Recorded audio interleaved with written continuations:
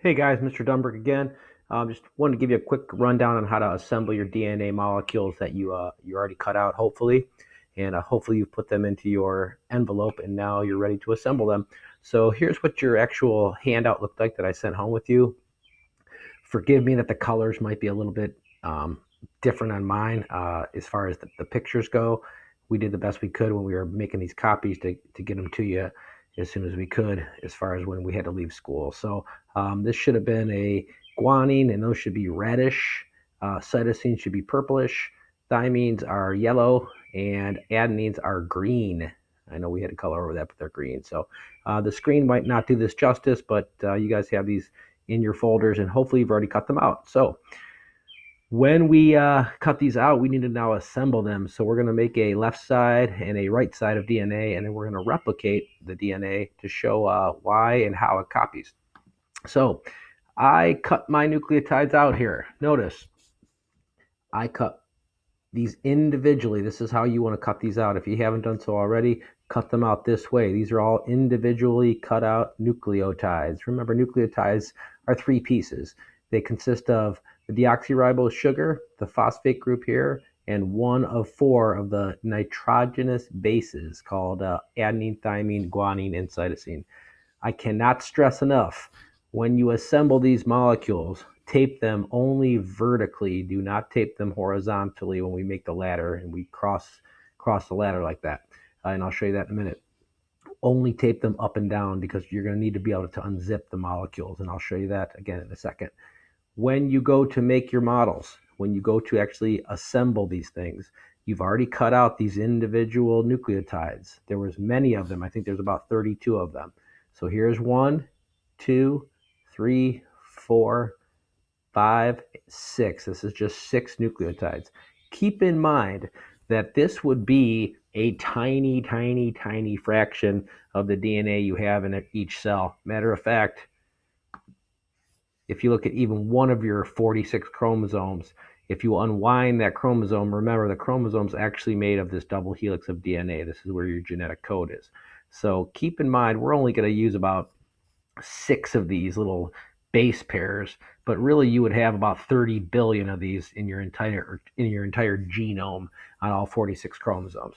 All right, so keep that in mind. We're only doing a tiny section of DNA, but that's okay, because if you can do this for a tiny section, you can do it for a large section too. Once you know the rules, of course, A to T, C to G, apples and trees, cows and grass.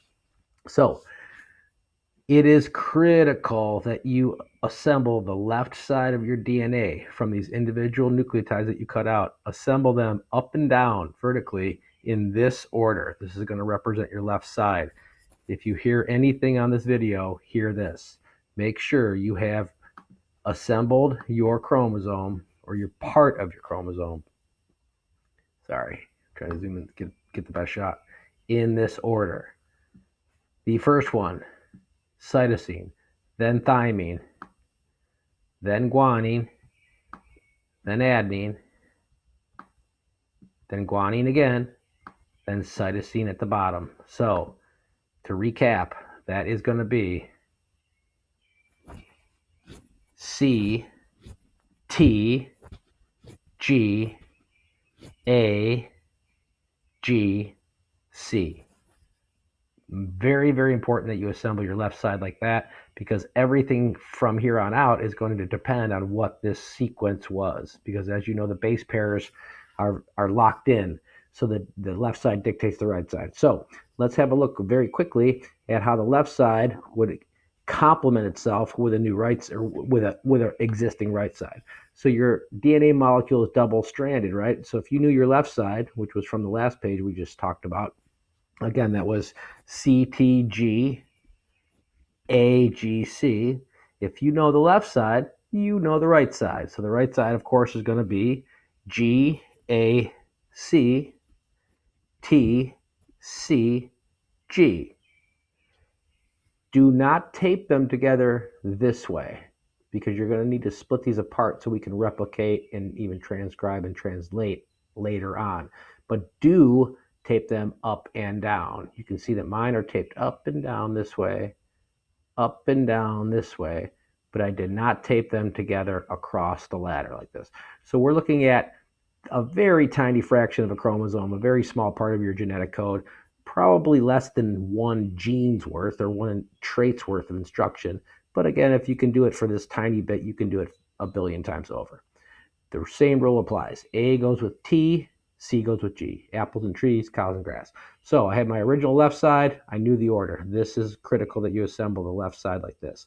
If you assemble the left side like this, you'll quickly see that when you want to make your right side, you just pair up apples and trees and cows and grass. So this is called a complementary strand. This is the right side. A to T, C to G. It follows the base pairing rules. All right.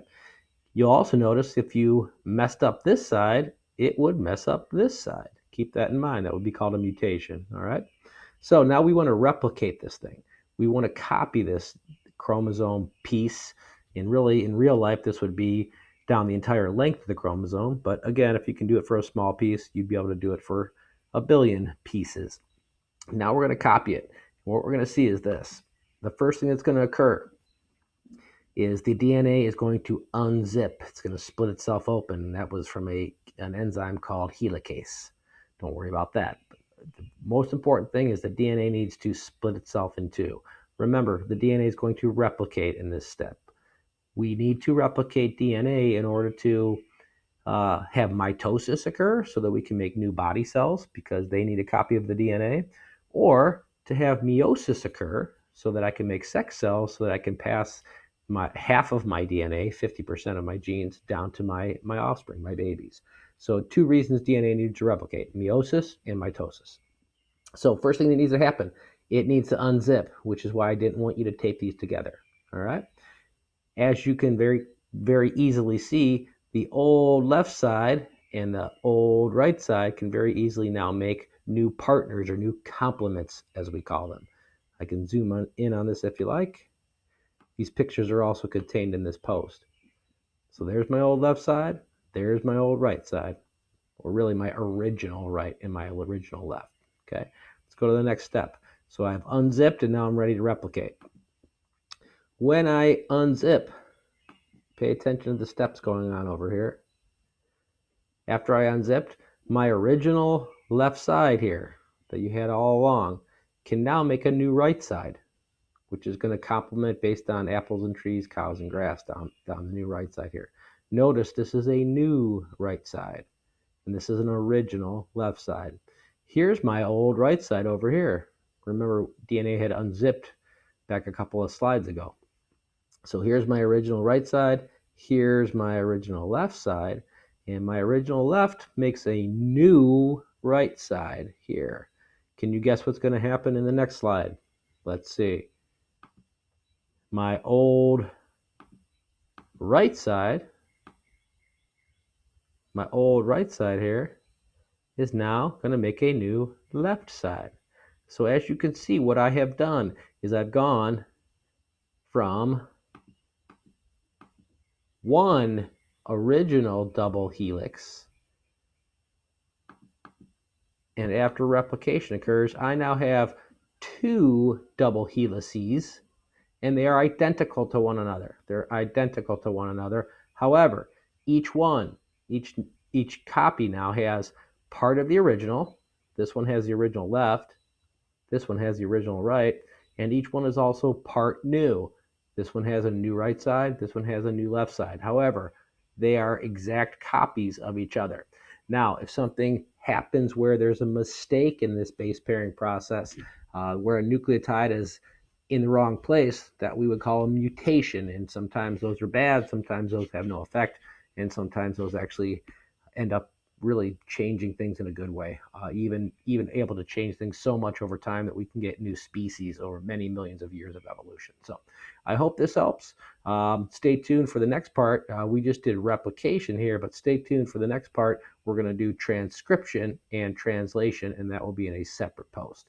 All right. Stay safe, everybody. Have a great day. Bye-bye.